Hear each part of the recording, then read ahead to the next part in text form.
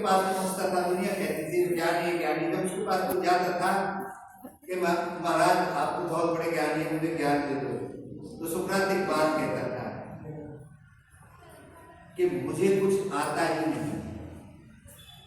जब व्यक्ति ये कहने लग जाए कि मुझे नहीं आता है कुछ भी, तो वो एक पहचान है वो ज्ञानी। जिसको ज्ञान नहीं होगा वो बहस करेगा, चिल्लाएगा, नहीं ऐसे नहीं, ऐसे ऐसे नहीं ऐसे। और जिसको ज्ञान होगा वो कूल रहेगा, शांत रहेगा, आनंद में रहेगा। वो कहेगा भैया मोह ना भगवान कैसे कैसे कहां से आ गए, कहते वो कहेगा मैं काहे के तकलीफ पढ़ूं, भैया तू अपने ज्ञान की खोज कर। तो सुकरात को एथेंस के लोग, सारी एथेंस जानता था कि सुकरात के जैसा ज्ञानी कोई भी नहीं है इस दुनिया के अंदर। तो जब बाहर देश से लोग आए और उन्होंने कहा कि सबसे ज्ञानी आदमी कौन है, तो एथेंस के लोगों ने कहा कि सुकरात से बड़ा ज्ञानी कोई नहीं।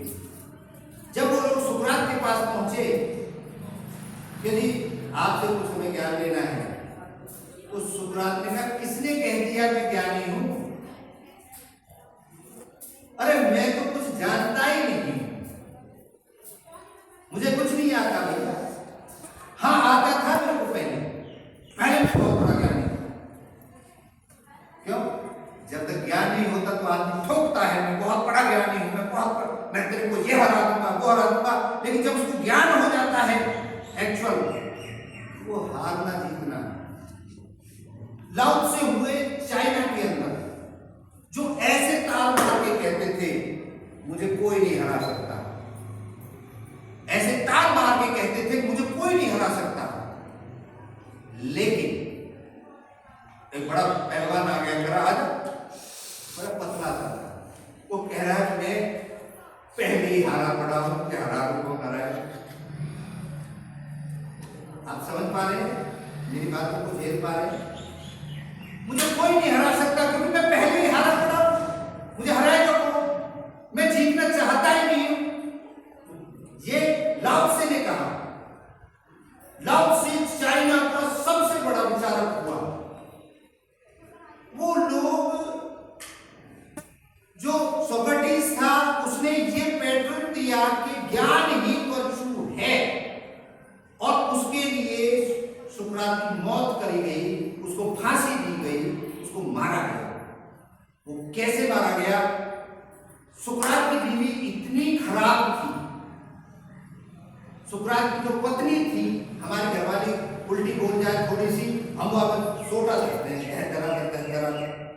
लेकिन सुकरात की घरवाली इतनी कर्कशा थी, इतनी क्रूर थी, क्योंकि सुकरात के पास दुनिया आती थी। और वो सुकरात ने अगर उससे कुछ भी ना कही तो भी सुकरात गाली देने लगे खड़ी हो गए, ये कर दियो वो कर दियो, निकम हुआ है, बदमाश है, फला देखो। लेकिन वो फिर भी चुप रहता था।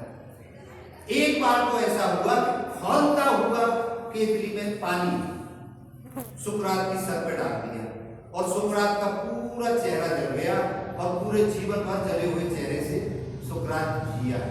लेकिन फिर भी एक आदमी पहुंच गया कि महाराज मैं शादी करूं या ना करूं? बच्चों ध्यान दो, मैं शादी करूं या ना करूं? जिस आदमी को अपनी पत्नी से इतनी यातनाएं मिली हो, आज तक एक रोटी ना दी हो, आने गाली के अलावा वो टांग फूट दी, मुंह फूट दी, घुसन की दे दे, चौड़ दे दे, वो आदमी क्या कहेगा? भैया प्यार मत कर दी, ऐसे कहेगा ना हमारे जैसा आदमी। लेकिन सुकरात ने क्या कहा? बेटा शादी जरूर करो, शादी जरूर करो। उसने कहा कि ये क्या मतलब है? उसने कहा अगर पत्नी प्रेम करने वाली मिली, जीवन में आनंद लिया रखने, और मेरे जैसी पत्नी मिल गई तो सुकरात होगा, मतलब ज्ञानी हो जाओ।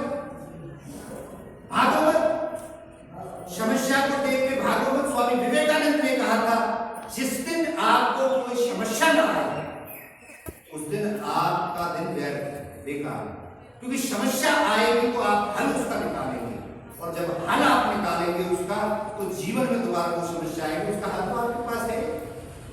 तो खैर सुकरात पे आता हूँ। सुकरात ने दुनिया को पैटर्न दिया कि ज्ञान ही बख्शी। जिस समय के समय कैसे राजा जो था समय के हिसाब से था, उसका बाप अगर राजा है तो उसका बेटा पैदा हो गया तो वो राजा बनेगा, ये पैटर्न चल रहा था उस समय।